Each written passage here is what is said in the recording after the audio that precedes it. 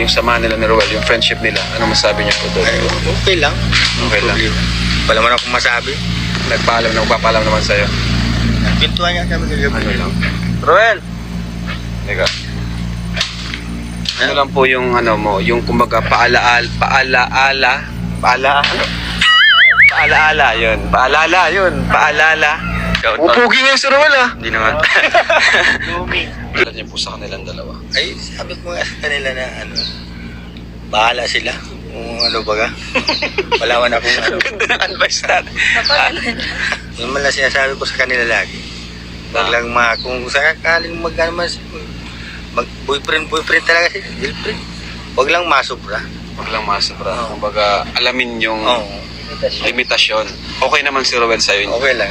Ay, grabe! Kahit sa pamagustuhan na naman, okay lang. Basta, Kumbaga, si anak mo po ang mas masusunod.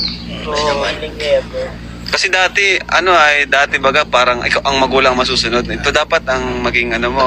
mahirap na parad lang. Yan lugod na ano ang mga anak. So ngayon, kung sino po yung pili ni Rachel?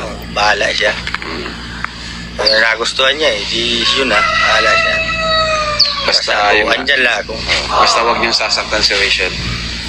Ganun po. Ayun. Naabot naman ang kaya. Nahiya sila tayo. Okay lang po tayo. Sabi niya, kung sino man daw yung piliin mo, okay lang sa kanya. At may napili ka na ba? Wala ko pa. Bilis na sagot. Wala pa daw.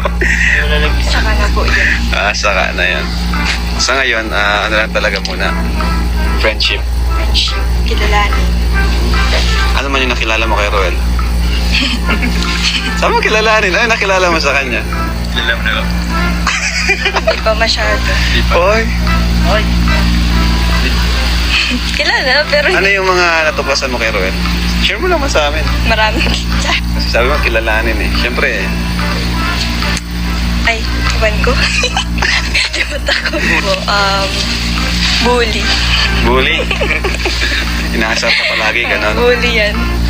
Tapos, Tsaka, nangingiliti. oy, ngiliti. Ngiliti.